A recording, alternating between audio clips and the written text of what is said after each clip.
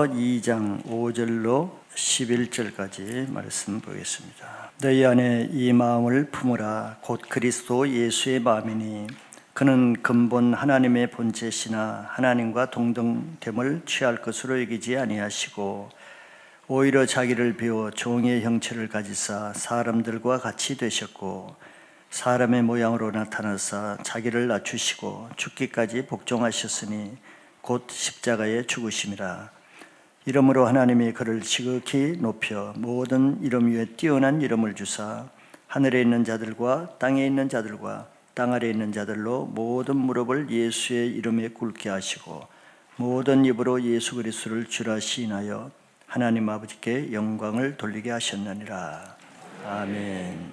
오늘 말씀은 이 마음을 품으라는 제목으로 말씀 나누겠습니다. 계속 신년 예배에 하나가 되게 하라는 말씀을 보고 있습니다. 이 세상 살아가면서 어려움이 없고 또 문제가 없는 사람은 아무도 없을 것입니다. 왜냐하면 우리가 다 부족하고 우리 자신이 문제가 많기 때문에 그러죠. 또 거기에다 더한 것은 다른 사람도 완전하지 못하고 문제가 많기 때문이라 할 수 있습니다. 그래서 사람이 사는 곳에는 어디에나 서로 상처를 주고 아픔을 주고 서로 어려움을 겪게 마련인 것 같아요. 완전한 사람은 없기 때문에 그렇습니다. 특별히 가까이 할수록 더 그렇죠. 매일 보는 가족들, 자주 만나는 동역자들, 회사 직원들, 자주 부딪히면은 자주 우리의 약한 것이 드러나기 때문에 그럴 것입니다. 이런 관계에 어려우면은 없을 수도 없고 또 그것을 완전히 해결할 능력도 사실은 없습니다. 왜냐하면 그것을 해결하려고 하는 사람도 부족하고 문제가 있기 때문에 그렇죠. 상담을 많이 한다고 해서 완전히 상담으로 해결되는 것도 아닙니다. 이런 문제는 오직 예수 그리스도 안에서만 해결된다는 그 답을 믿으시기 바랍니다. 오늘 우리는 그래서 이 예수님의 마음을 품으라 하는 이 제목을 가지고 우리의 모든 인생의 해결점 중에 관계의 문제도 예수의 마음을 품을 때 해결된다는 것을 같이 한번 보고자 합니다. 왜냐하면 예수님의 마음 안에는 그 자체에 우리의 모든 것을 해결할 수 있는 능력이 있기 때문에 그렇습니다. 그래서 오늘 예수의 마음이 어떤 마음인가를 통해서 모든 문제의 근원을 해결받는 그런 말씀이 되기를 바라겠습니다. 첫째는 우리는 그리스도의 마음이 어떤 것인가를 이 5절부터 8절까지 말씀을 통해서 한번 보고자 합니다.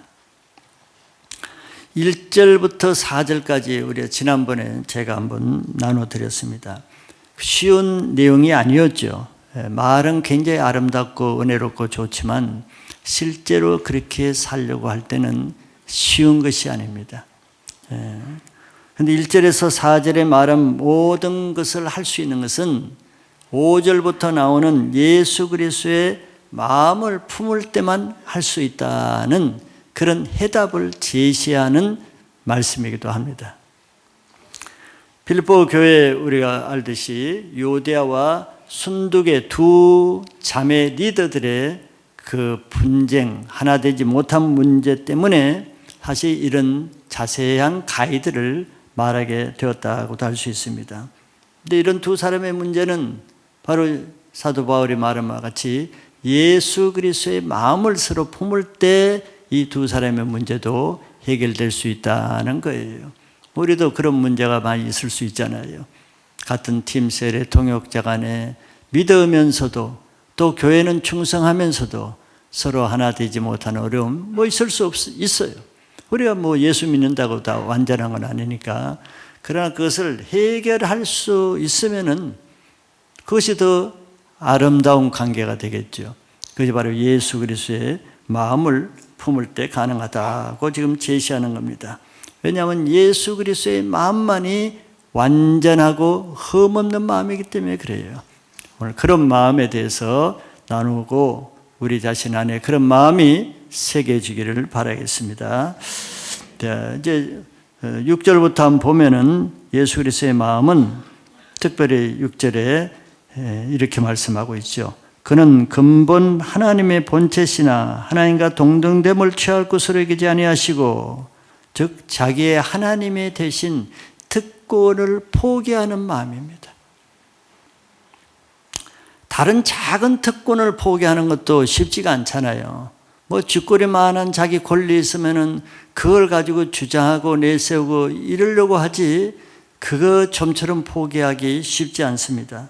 그런데 예수님은 작은 것도 아니고 하나님의 본체이신, 하나님 자신이신 자기를, 그 권리, 동등되고자 하는 그 권리를 포기하신 거예요.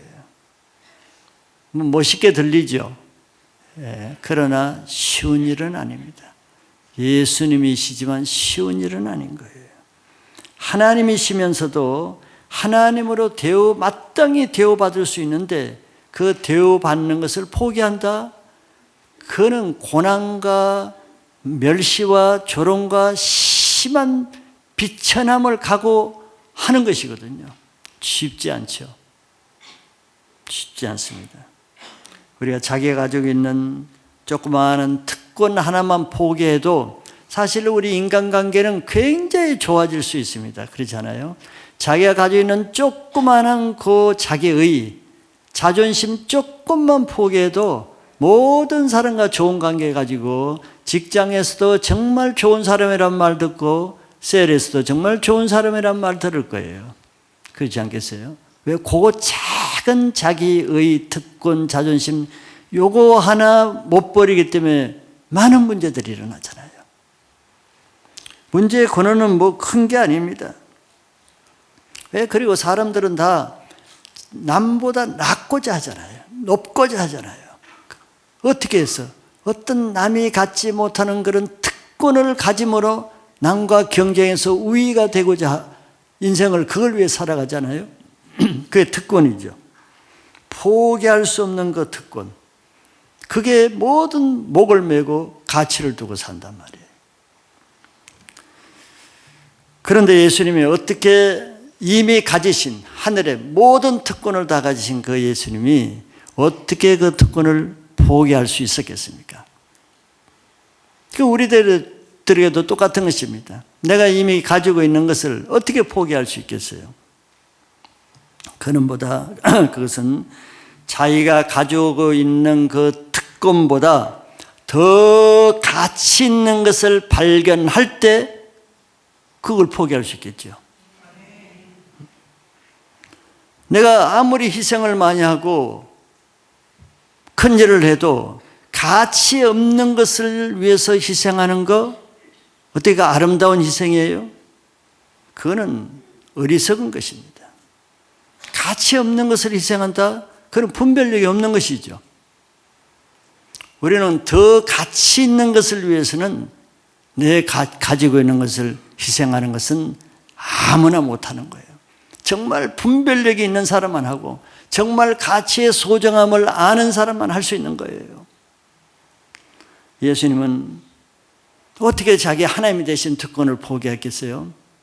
한 영혼을 구원하는 그 가치가 자신의 하나님의 특권된 그것을 버릴 만큼 가치 있다고 여겼기 때문에 그렇게 할 수가 있었던 거죠. 죄인인 한 영혼을 사랑하는 마음이 얼마나 컸으면은 자기 하나님 되신 특권도 버릴 수 있었겠어요. 성경에는 한 영혼이 천하보다 더 귀하다 이런 말씀을 예수님이 하셨습니다. 우리 알고 있죠. 남에게도 말하고 또 그렇게 가르치기도 하죠. 그 말 자체는 우리가 알고 있지만 한 영혼이 천하보다도 귀하게 여기는 그 마음을 갖는 것과는 다르죠. 예수님은 말씀하신 것 그것처럼 행동하셨잖아요.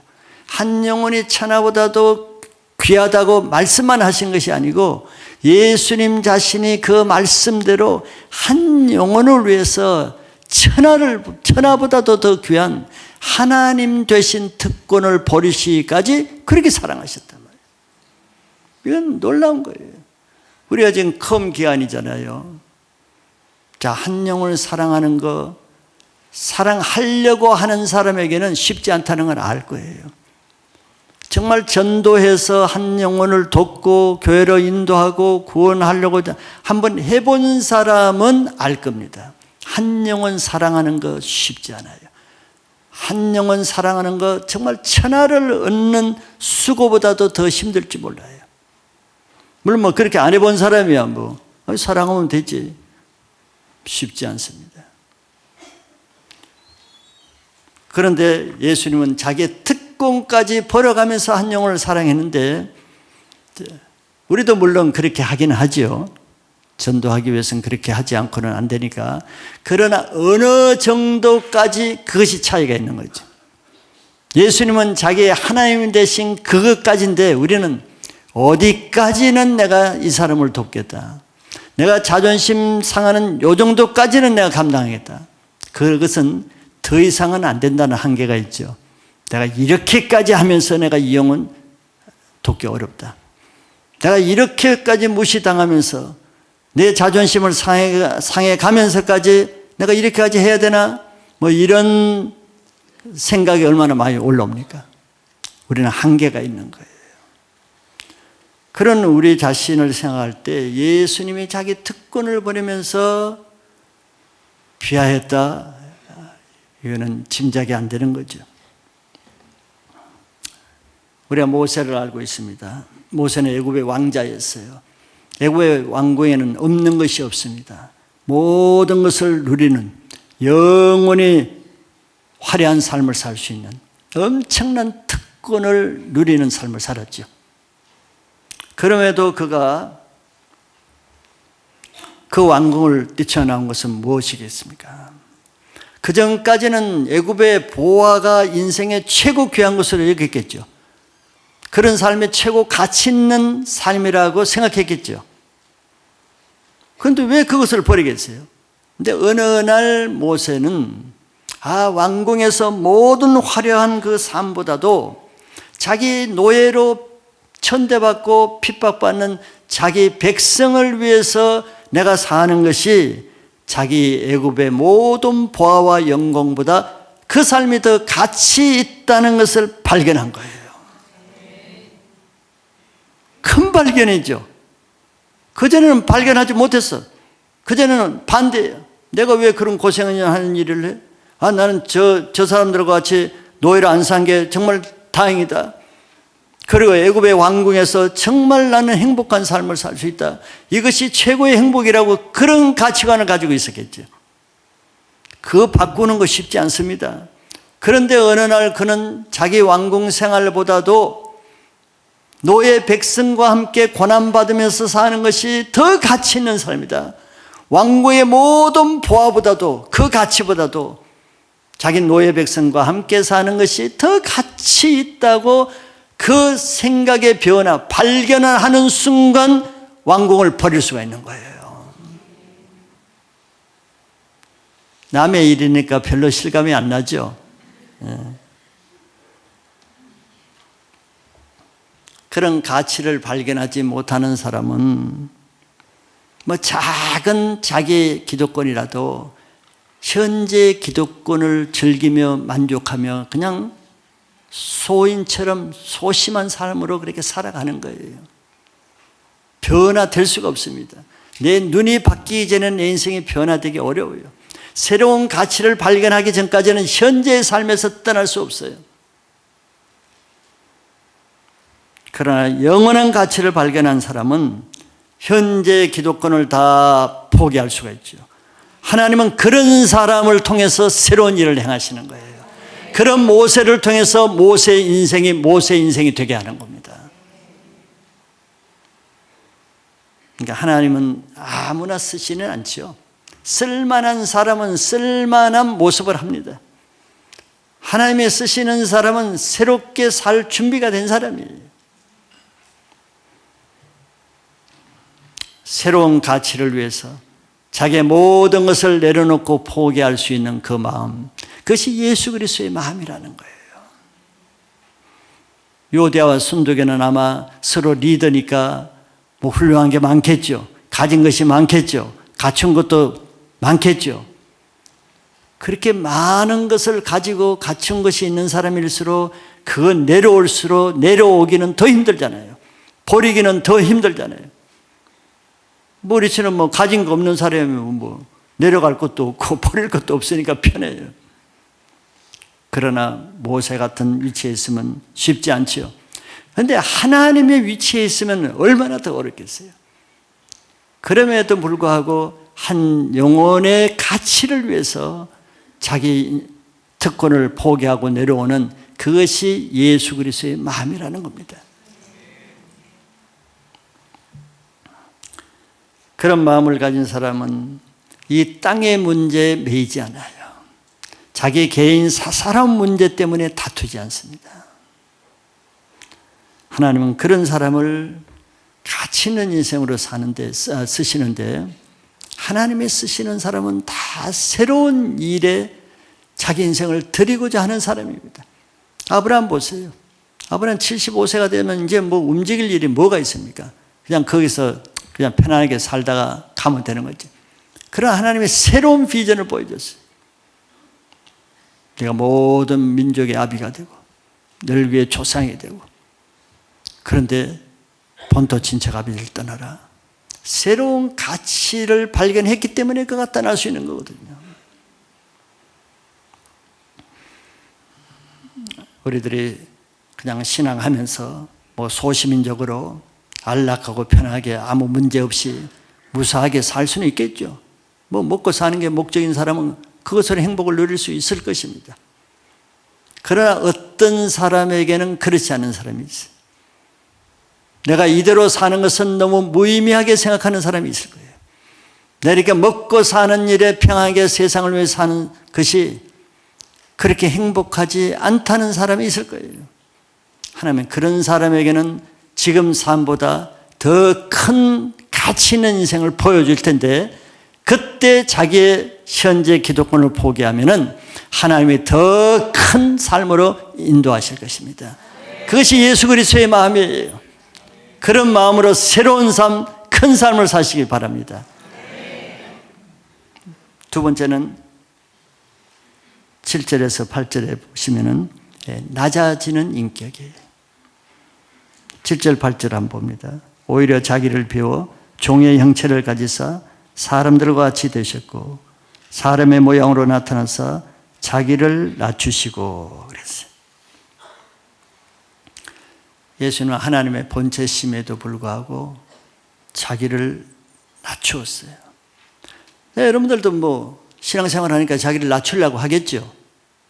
그런데 차이는 어디까지 낮추려고 하느냐, 겸손하려고 하지만 어디까지 하려고 하는가, 이 차이예요. 그렇죠.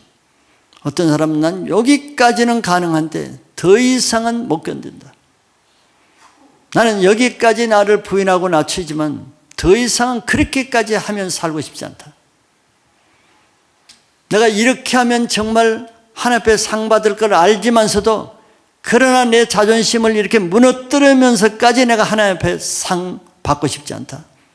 뭐 이런 사람이 있지 않아요? 한계가 있는 거예요. 낮아지는데 끝까지 낮아지지 못하는 거죠. 그런데 예수님은 하나님처럼 높임 받으셔야 마땅함에도 불구하고 비천한 종의 형체로까지 낮췄어요. 더 낮아질 수가 없습니다. 사실 요대와 순두개가 다투는 거는 뭐 우리가 다 짐작하지 않겠어요? 서로 자기가 낫다고 지금 우기는 거 아니겠어요? 서로 상대보다 낮아지지 못하는 문제 아니겠어요? 자기를 인정하고 낮아지면 모든 문제 해결될 거예요. 그게 우리들의 문제죠.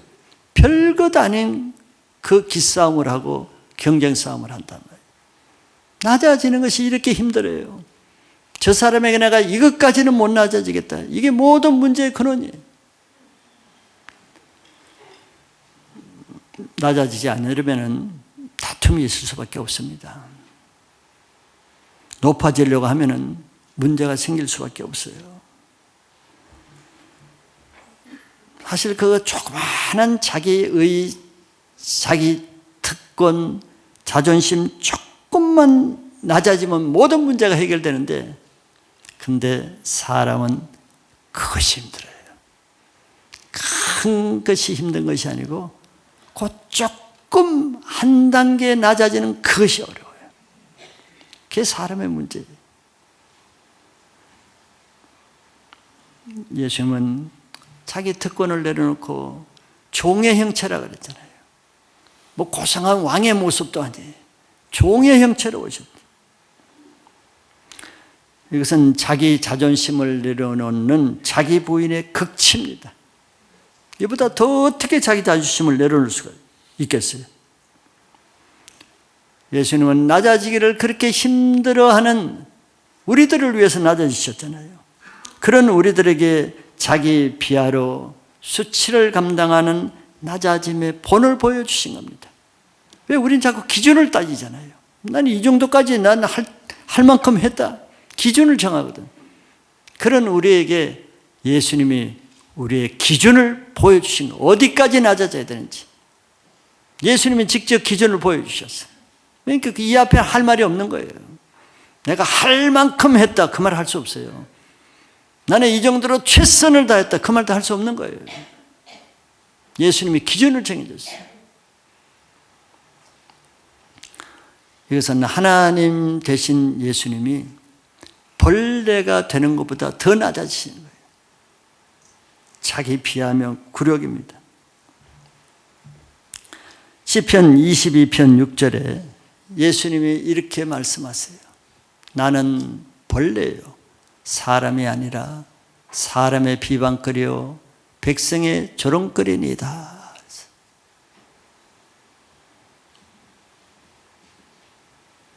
문장으로는 참 멋있는 문장 같죠. 고상한 문장 같지만 저는 정말 그 사람으로서는 할 수 없는 그 고통이 되는 정말 심한 비하감을 느끼는 그런 말 아니겠어요?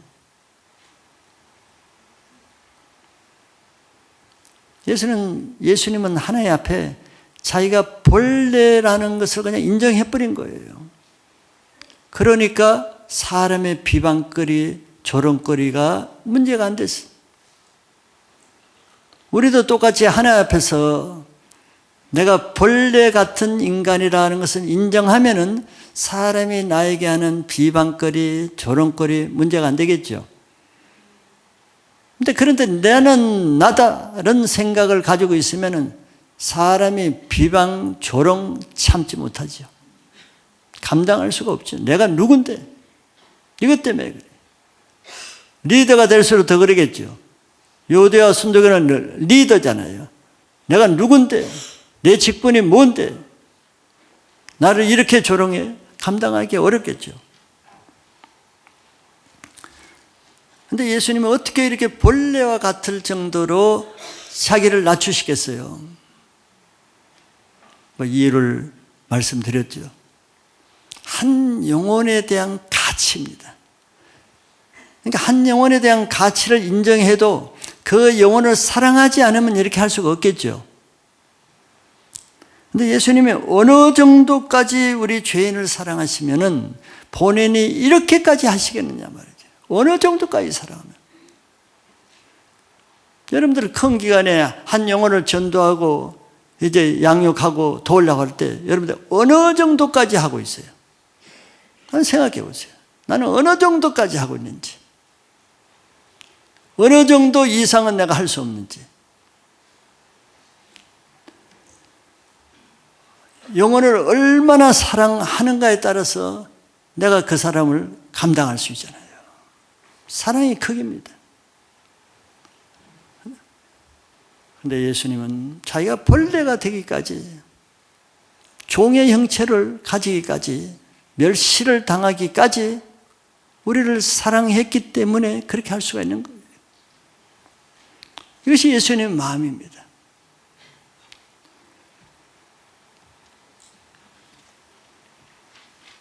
여러분들은 집에서 자기 남편과 아내라도 사랑의 크기가 뭐 여러 가지로 나타나겠지만 내가 어느 정도까지 자기 배우자를 위해서 낮아지겠는가, 벌레와 같이 되겠는가, 그 사랑의 크기라고 할 수 있죠. 여러분들 가족도 마찬가지고, 셀에서 동역자도 마찬가지고, 직장에서 여러분들 같은 일하는 동료도 마찬가지고, 내가 어느 정도까지 사랑하느냐가 내가 그 사람을 어느 정도까지 대하고 그 사람을 위해서 내가 낮아지는가, 그걸로 나타나지 않겠어요? 예수님의 모습이 그런 거예요. 예수는 어느 정도까지 우리를 사랑하시는지를 예수님을 통해서 보여줘요. 죄인인 우리는 정말 자기 사랑하는 남편, 아내, 자녀, 동역자에게도 자기 마음, 자존심 하나 굽히지 못하죠. 그러면서 우리는 사랑하는 줄 생각하고 있잖아요. 그게 무슨 사랑이에요? 사랑의 크기는 자기 마음의 크기로 나타납니다. 어디까지 낮아질 수 있는지, 어디까지 자기 마음을 줄 수 있는지.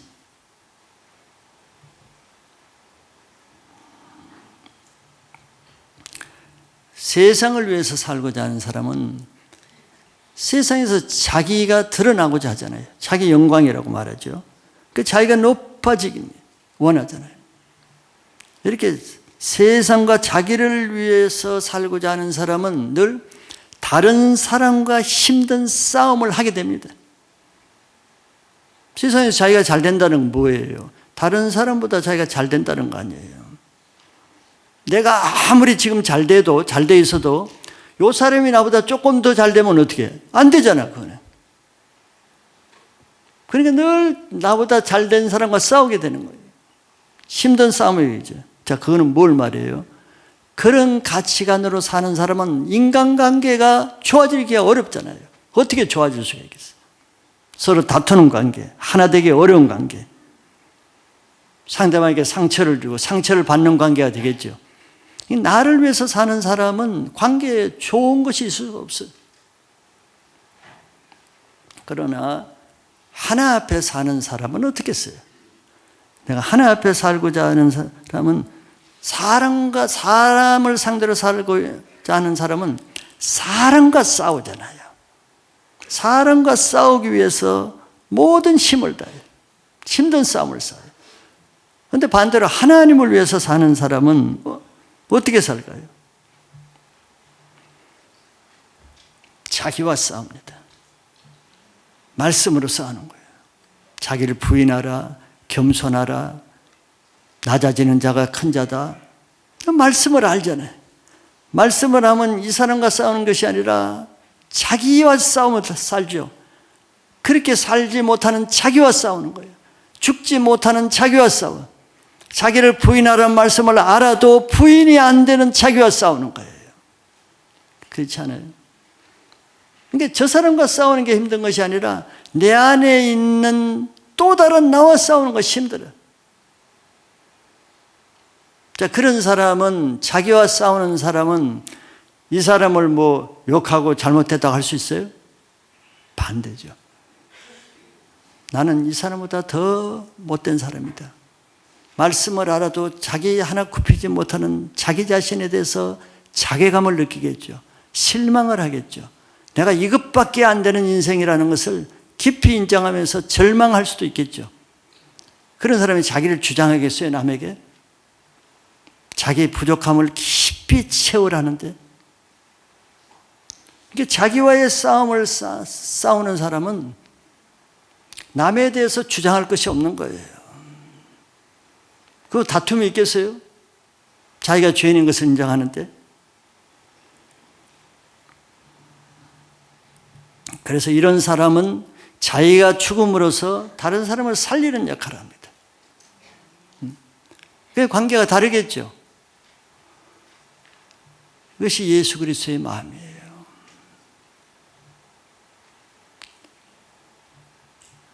세상을 위해 사는 사람은 다른 사람을 해치고 죽이고 다툼을 가져오지만, 하나님 앞에 살고자 하는 사람은 자기 자신을 죽이면서 다른 사람을 살리는 역할을 하는 거예요.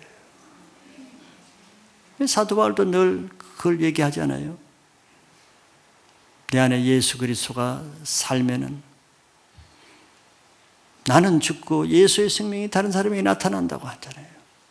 내가 안 죽기 때문에 생명이 나타나지 않을 뿐더러 다른 사람을 죽이는 역할을 하는데, 내가 나를 쳐서 복종하고 죽이면은 나를 통해서 예수의 생명이 나타나는, 그것이 예수 그리스도의 마음이거든요. 이것이 세상을 위해서 사는 사람의 마음과 하나님 안에서 사는 사람의 마음의 차이죠. 각 사람은 다 자기가 행한 대로 나중에 하나님 앞에 계산을 받습니다. 좋은 편을 택해야 되죠. 세 번째 예수 그리스도의 마음은 8절에 죽으시는 인격. 8절을 한번 봅니다. 사람의 모양으로 나타나서 자기를 낮추시고 죽기까지 복종하셨으니 그 십자가의 죽으심이라. 아까 낮추는데도 정도가 있다 그랬습니다. 겸손한데도 차이가 있다 그랬죠. 우리가 말씀에 순종하는데도 정도가 다 다르잖아요. 나 말씀대로 살아. 같은 말을 해도 어느 정도까지 말씀대로 순종해서 사는가 차이가 있잖아요. 그러면은 최고로 낮아지는 것은 어디까지 낮아지는 사람이 가장 낮아지는 것이라고 생각돼요. 또한 최고로 순종을 잘하는 사람은 어디까지 하면 최고 순종을 잘한다고 생각할 수 있을까요?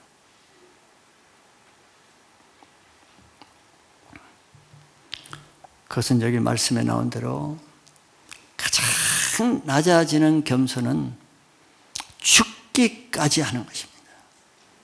거기서 그 이하 뭐 더 내려갈 수 있어요? 죽는 것보다 더 내려가는 겸손은 없잖아요. 그리고 최고로 내가 순종을 하는 것은 어디까지 순종하는 거예요?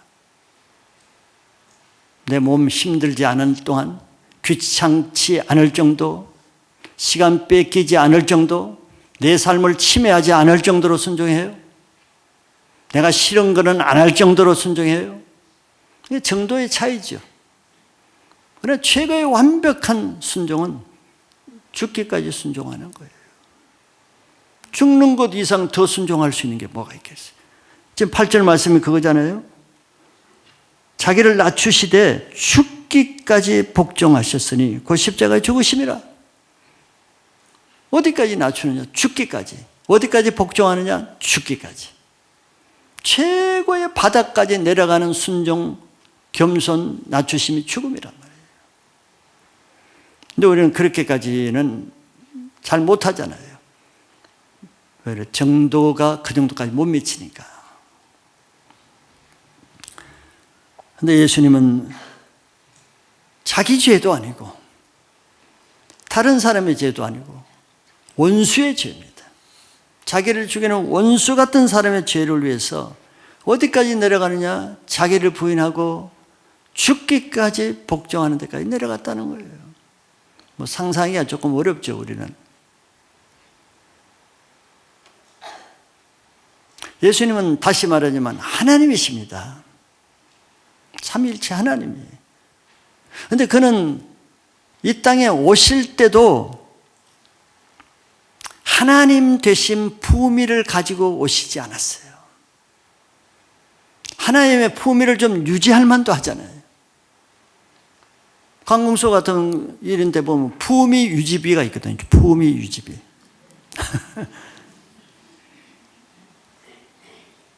여러분들은 셀 리더에게 품위 유지비를 좀 드릴까요? 셀 리더 품위가 좀 있어야 될 거 아니에요. 밥도 사주고 하려고 그러면. 품위 유지라는 것은 그 사람의 품위에 맞게 대우를 해준다는 거거든요.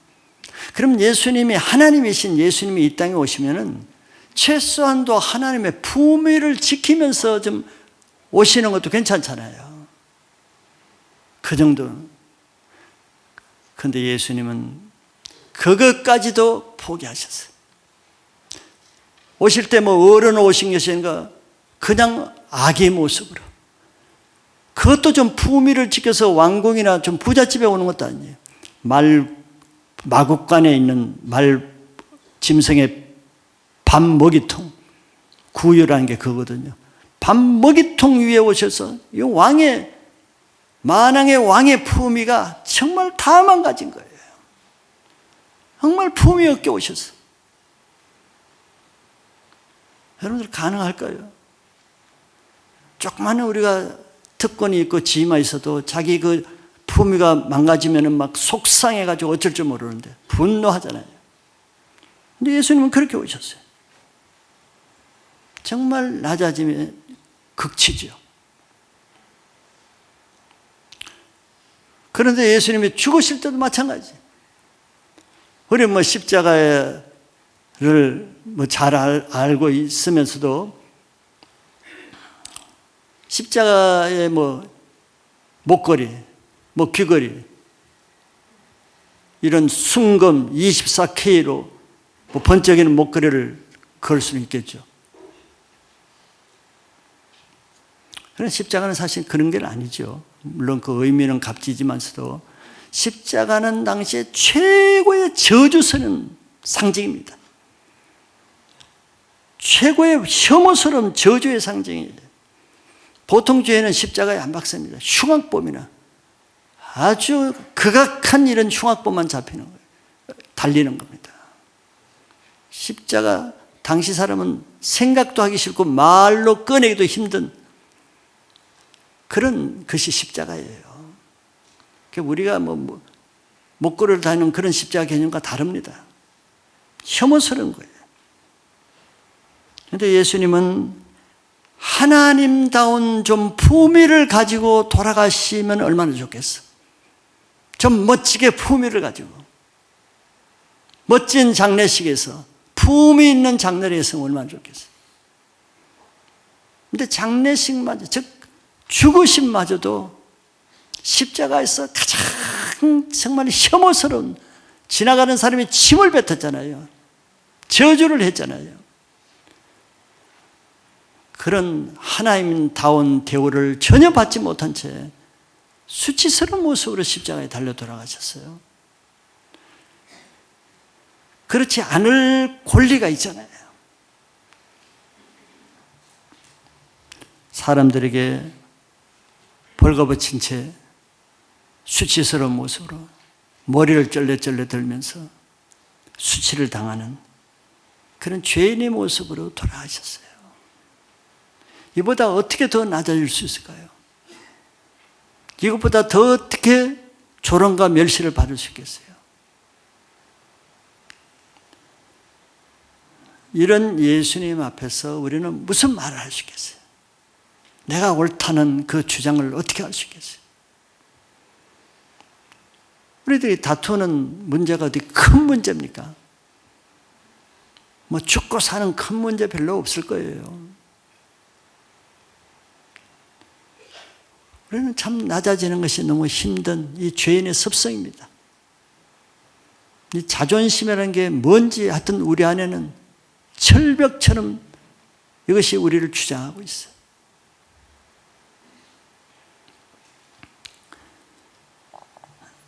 그런데도 예수님이 왜 그렇게 그런 수치스러운 죽으심을 감당하시겠어요? 다시 말하자면 한 가지입니다. 자기 죽음보다 더 큰 가치를 아시기 때문에, 자기 죽음을 통해서 더 큰 생명을 얻는다면 그렇게 하신 거예요. 이건 용기가 필요하죠. 우리도 그런 거 얼마나 많이 알아요. 알잖아요. 내가 신앙 이렇게 하면 좋다는 거 알아요.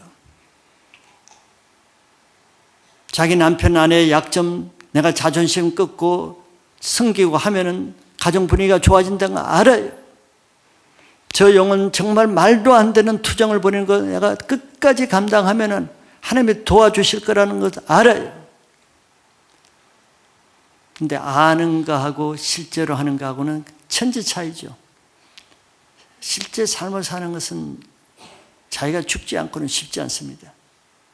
그것이 우리의 한계예요. 근데 예수님은 그렇게 하셨어요. 그것이 예수님의 마음이에요. 그 마음을 본받으라는 거예요.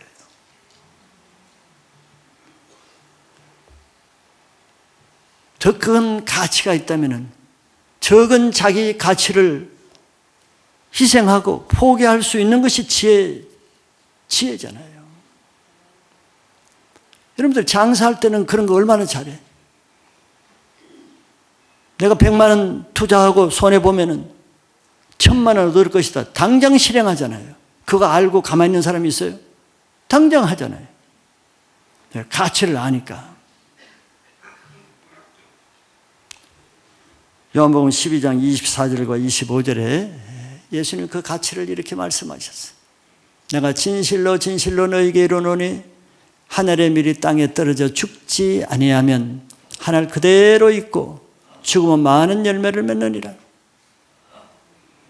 현재 자기가 가지고 있는 것 포기하고 죽지 않으면 그냥 하늘 변화가 없다는 거예요. 하늘 그대로 있대. 그러나 자기가 가지고 있는 것 죽으면 하늘이 아니고 많은 열매를 맺는다는 이 가치, 이걸 아니까 예수님은 그렇게 하신 거죠. 근데 우리는 알아도 그걸 잘 못해. 능력이 없기 때문에. 자기 자녀를 사랑으로 잘 도우면 자녀가 잘 된다는 걸 알지만 사랑할 능력이 없어. 이게 우리의 한계죠. 예수님은 25절에 이어서 자기 생명을 사랑하는 자는 잃어버릴 것이요 이 세상에서 자기의 생명을 미워하는 자는 영생하도록 보존하리라. 잘 말씀하셨죠. 우리는 위에 저 말씀대로 많이 산단 말이에요. 세상이 저렇게 가르치니까. 자기 생명을 너무 사랑해. 이 생명 죽일 수가 없어. 너무 사랑하니까. 생명 붙들고 있어. 안 죽으려고 해요. 손해 안 보려고 그래요. 희생 안 하려고 그래요. 그러면은 잃어버린대요. 더 큰 영적 생명을 잃어버린대. 그러니까 영적으로 무기력한 거예요. 생명을 잃어버리니까.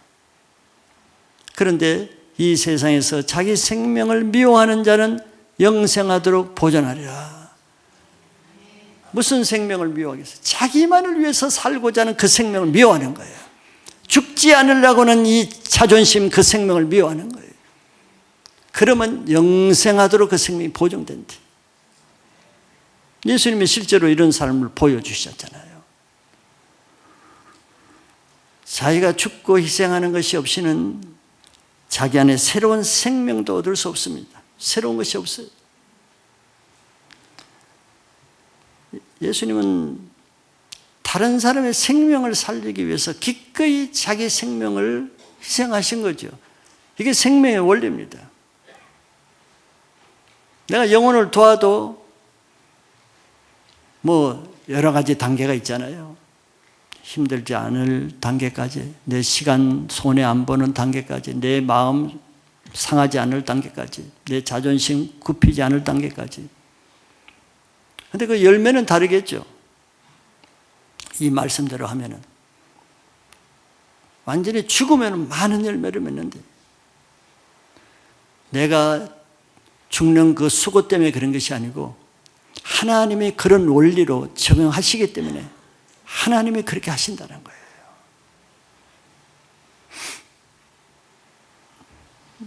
여러분들 오스카 쉰들러에 대해서 다 아시겠죠? 2차 세계대전은 독일 사람으로 독일 사업가였어요. 그리고 그는 나치 당원입니다. 당원이었습니다. 그는 그렇게 처음에 좋은 사람은 아니었던 것 같아요. 그냥 세상 즐기고 도박을 하고 아주 유흥을 하고 이런 사람이에요. 아주 세상적인 사람이에요. 세상적으로 살기 위해서는 돈을 벌어야 되잖아요.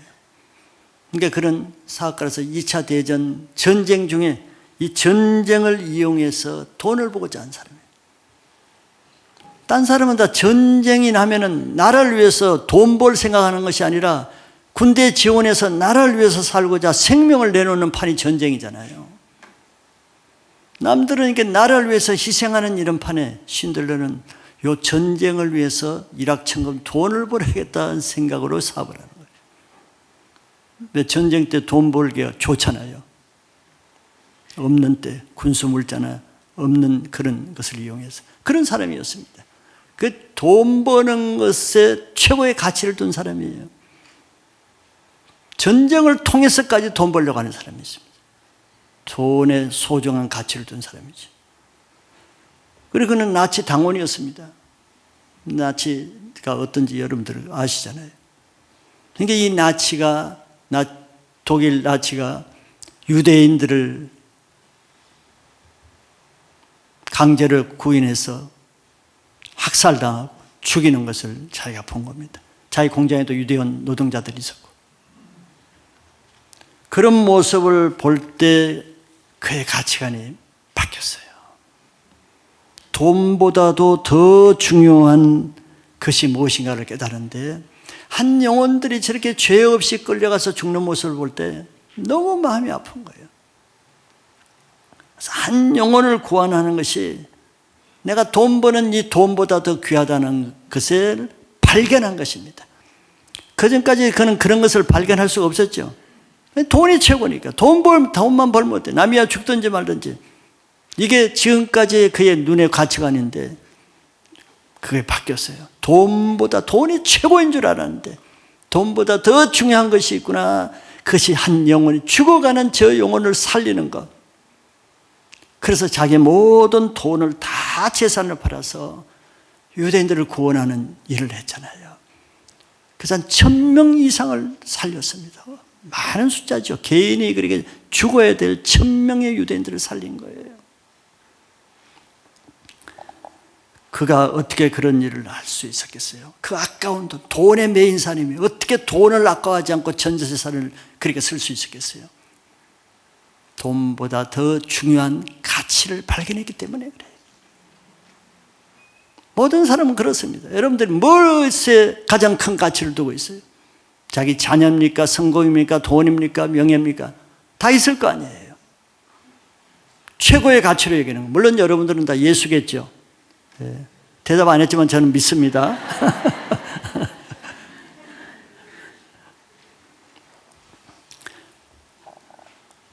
그럼 최고 가치 있게 하는 그것에 내가 매이게 되는 거예요. 물론 예수님이 최고의 가치 있으면 예수님께 매이지만 돈의 가치를 최고로 하면 돈에 매이게 되잖아요. 자연스럽게. 세상 명예가 최고의 가치입니까? 거의 매이게 되고, 자녀가 최고의 가치입니까? 완전히 자녀에게 매이게 되고, 그게 종로로 타게 되는 거예요. 그러면 그 인생은 거기에서 계속 그런 삶을 살게 되잖아요. 평생. 바뀌기 전에는. 그러나 인생이 급진적으로 바뀐 사람들이 많이 있죠. 성경에도 그렇고 신앙 안에서도. 그 사람들 인생이 사는 의미가 무엇인가? 내가 꼭 이렇게 사는 것이 다인가? 그런 생각에 조금 바뀌는 계기가 생깁니다. 그 새로운 것을 발견한다는 것이죠. 지금 그것보다 더 가치 있는 것을 발견하는 거예요. 눈이 열리는 겁니다. 그때 자기 인생이 바뀌는 거예요. 왜? 하나님은 그런 사람을 불러다 쓰시거든요. 새로운 일을 시키는 겁니다. 우리는 세 가지를 봤습니다. 특별히 사람과의 관계에 대해서 제가 집중적으로 봤습니다. 묶인 관계, 어려운 관계, 원수 관계, 대적 관계. 이거 딴 것으로 풀기 어렵습니다. 그리고 앞으로도 계속 그런 일이 나고. 자기의 관점, 가치관, 인생관을 바꾸는 것은 쉽지 않죠. 내가 예수 그리스도의 마음을 가질 때 내 인생은 바뀌어질 수 있습니다. 모든 사람과의 관계 문제는 그 사람의 영혼을 위해서 자기가 죽을 수 있는 십자가의 방법으로만 해결할 수 있어요. 근데 사람들은 다 자기가 안 죽는 방법으로 해결하려고 그러잖아요. 내가 손해 안 보는 방법으로 잘 해결하려고 하는데 어려운 거예요. 하나님의 일이 죽지 않고는 그대로입니다. 변한 것이 없어요. 예수 그리스도는 맨날 우리 죽는 거 맨날 얘기하면서 주님의 십자가 죽음을 맨날 가르치면서, 근데 우리의 약점은 정작 매일 그 말씀을 들으면서 자기가 죽는 것에는 꿈쩍 안 하는 거예요. 남은 계속 죽는 것을 아름답게 얘기하고 예수님이 죽는 것은 늘 찬양하면서 자기가 죽는다는 그거에는 생각의 변함이 없어요. 나는 절대 안 된다는 거예요. 내가 왜? 그럼 바뀌는 것도 없어요. 열매도 없는 거예요. 교회 오래 다닌다고 바뀝니까? 지식은 늘 수 있었죠. 지식이 우리를 바꾸는 게 하는 건 아니잖아요.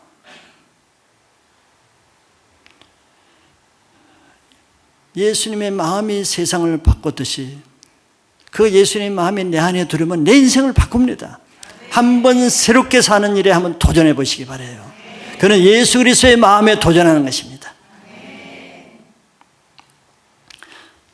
마지막 큰 두 번째는, 그러면 이런 예수님에게 하나님이 어떤 일을 하시는가? 그걸 9절에서 11절 통해서 봅니다. 9절에 보니까 이름으로 이렇게 시작하잖아요. 아시겠지만 이름으로라는 말은 앞에 예수님이 하신 모든 것을 말합니다. 지금까지 본 것. 이것 때문에, 이렇게 하셨기 때문에 이런 뜻이죠. 그렇기 때문에 하나님이 뭘 하시겠다 이런 말씀입니다. 한마디로 말씀드리면 예수님이 지극히 낮아지신 만큼 하나님은 그를 지극히 그만큼 높여주셨다는 거예요. 그게 하늘의 원리니까. 누가복음 14장 11절에 예수님이 하늘의 원리를 말씀해 주셨죠. 무릇 자기를 높이는 자는 낮아지고 자기를 낮추는 자는 높아지리라. 이게 하늘의 원리잖아요. 우리 땅의 원리는 반대잖아요. 늘 우리 스스로 높아지려고 그러잖아요. 그래야 높아진 줄 알고. 근데 하늘의 원리는 반대예요. 그러니까 예수님은 엉뚱한 삶을 사신 게 아니에요. 하늘의 원리대로 사신 것입니다. 왜? 예수님 자신이 저렇게 말씀하셨잖아요. 하늘의 원리대로 살면은 낮추는 자를 높여주실 것을 예수님은 아시잖아요. 바보처럼 그냥 무명으로 되기 위해서 그렇게 산 것이 아니고 높아질 것을 아시고 믿었기 때문에 저렇게 살 수 있는 거예요. 우리도 마찬가지죠. 근데 우리는 믿음이 잘 안 따라가죠. 우리도 알기는 알죠. 낮아지면 하나님이 기뻐하시고 그것이 바른 것이라 알지만 쉽지는 않죠. 그것이 예수님과 우리의 차이죠.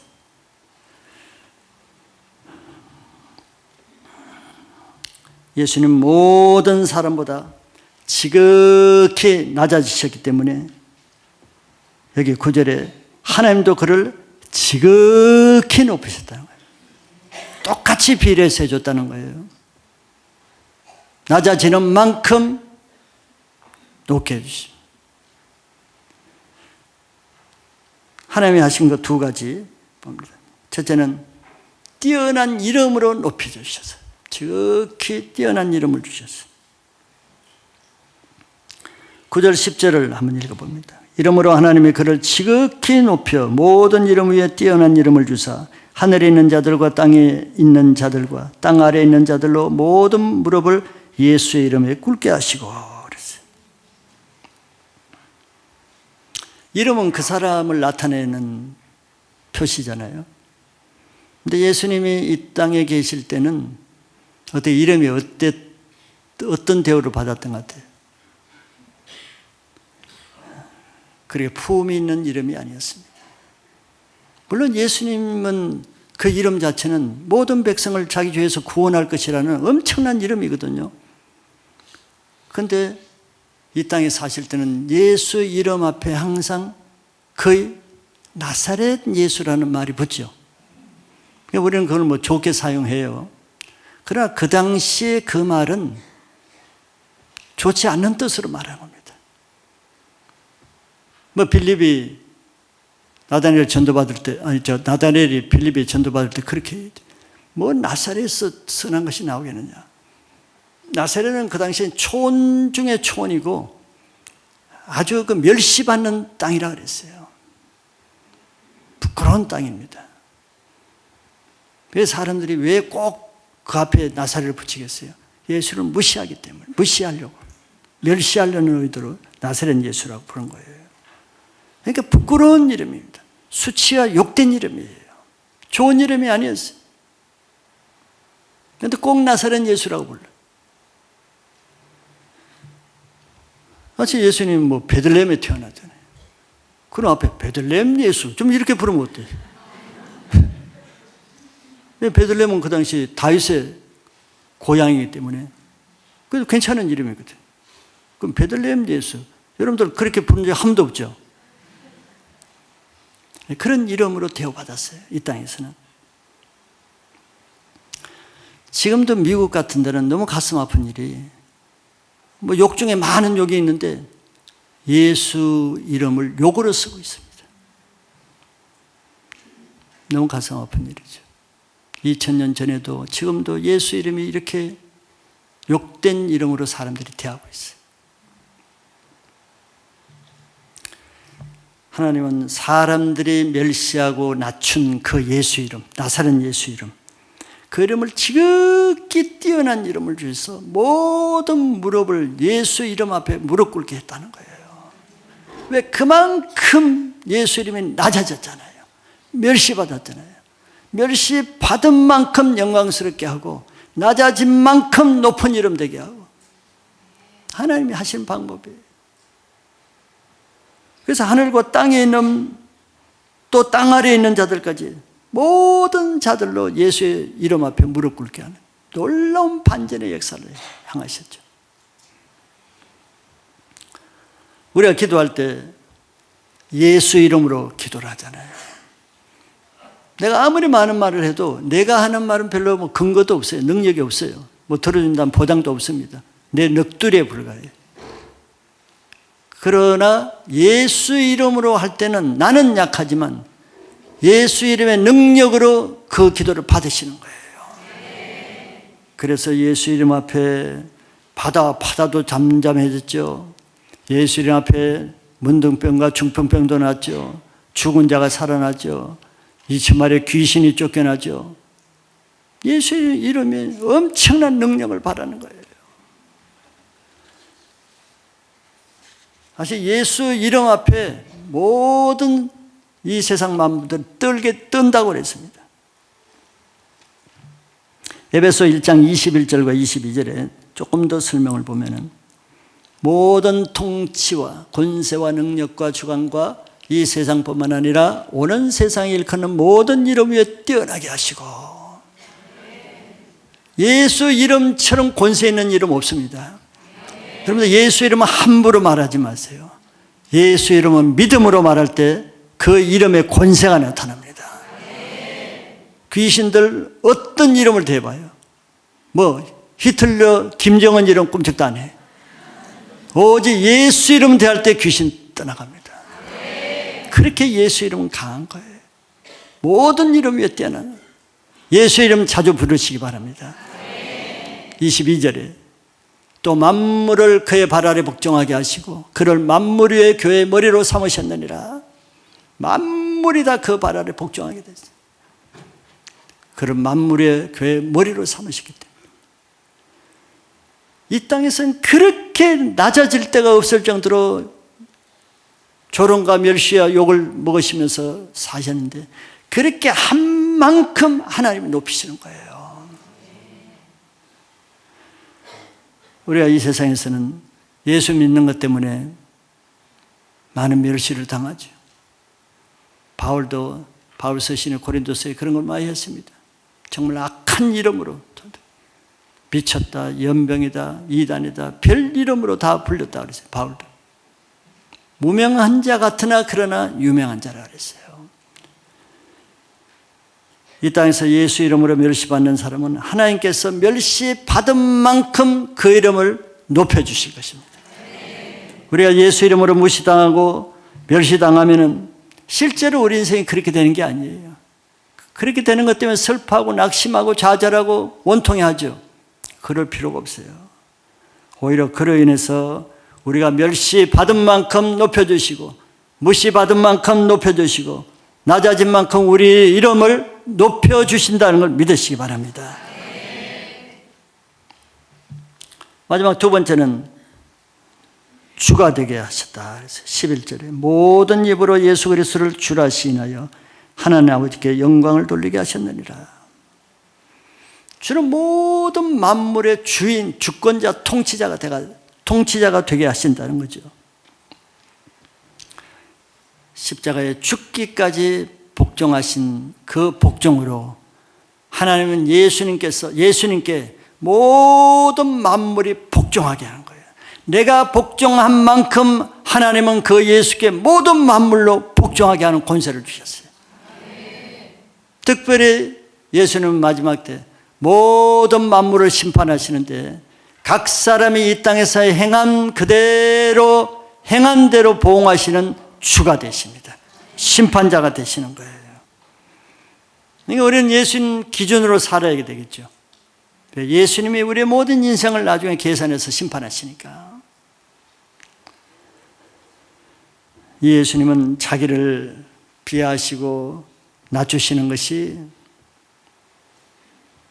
지혜고 판단력이고 가장 가치 있는 것으로 여기셨어요. 우리들이 신앙생활을 하면서 왜 낙심하고 피해의식을 가지고 믿음이 식어져요?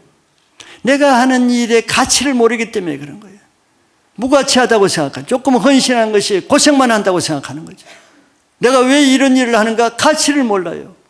주님을 섬기면서 헌신을 하는데 가치를 몰라요. 가치를 알아도 적게 생각해. 내가 이렇게까지 해야 되는가? 그러면 그 사람도 나중에 하나님 앞에 그렇게까지밖에 돌아올 것이 없을 거예요. 하나님은 행한 대로 보응하신다 그랬어요. 그건 자기의 몫입니다. 자기의 믿음의 정도예요.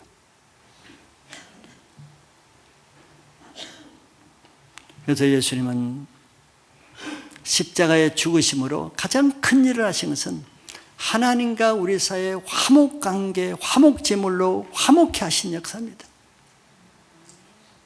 우리 모든 분리되고 하나가 되지 못하는 근원은 어디 있느냐 하면은 하나님과 하나 되지 못한 데서 나오는 거예요. 그러니까 내가 하나님과 바른 관계에 있으면은 다른 사람과도 바른 관계가 되는 거란 말이에요. 근데 내가 하나님과 바른 관계, 화목 관계가 되지 않고 원수 관계, 나쁜 관계, 불안 관계에 있으면은 다른 사람과도 그렇게 되는 거예요. 실제로 그렇지 않아요? 내가 믿음이 좋고 은혜가 있을 때는 모든 사람과 좋은 관계가 되잖아요. 모든 사람이 다 품을 수가 있어. 모든 사람을 다 좋게 볼 수가 있어. 근데 하나님과 은혜 가운데 화목 관계가 됐으니까. 그런데 여러분들이 신앙이 좀 어려워지거나 믿음이 떨어지거나 하나님의 은혜가 없어져 봐요. 벌써 하나님이 싫어지고 멀어지죠. 하나님 관계가 별로 안 좋죠. 그럼 당장 사람과의 관계, 가족과 관계, 동료적 관계 반드시 문제가 일어나지 않아요? 괜히 짜증내고 화내고 성질내고 분노하고 전에 안 했던 행동을 해. 그러니까 사람과 다 어려운 관계가 되죠. 그런데 예수님이 가장 근본적인 문제, 우리가 하나 되지 못하는 근본적인 문제, 하나님과 하나 되지 못한 그 문제를 십자가에서 해결해 놓으셨다는 거예요. 자기 자신이 화목제물로 드리심으로써. 로마서 5장 11절이 그겁니다. 그뿐 아니라 이제 우리로 화목하게 하신 우리 주 예수 그리스도로 말미암아 하나님 안에서 또한 즐거워하느니라. 우리로 화목해 하신 우리 주 예수 그리스도래요. 예수님은 화목을 어떻게 하시는가 보여줬어요. 자기 십자가에서 자기가 희생함으로 우리를 화목해 하셨어요. 그 말은 우리가 이 예수 그리스도 안에 있을 때 하나님과도 화목하고 모든 사람과 화목하게 된다는 겁니다. 더 구체적으로 오늘 말씀에 근거하면 우리를 이미 화목해 하신 이 예수 그리스도의 마음을 품을 때 우리는 모든 사람과 화목하게 될 수 있다는 거예요. 너무 감사하지 않아요? 우리가 화목해 하려고 그러면 어렵잖아요. 안 되잖아요. 우리 나쁜 성질이 있기 때문에. 그런데 내가 할 수 없는 것을 예수님이 이미 이뤄 놓으셨는데 그 예수님을 믿음으로 우리 안에 그 예수님의 마음을 품으면은 하나님의 그 능력으로 예수 그리스도의 능력이 우리를 화목케 하는 일을 이루신다는 것을 믿으시길 바랍니다. 그래서 올 한 해는 모두가 다 예수 그리스도의 마음을 품기로 작정하시고 모든 사람과 하나가 되는 화목의 역사가 있기를 축복합니다.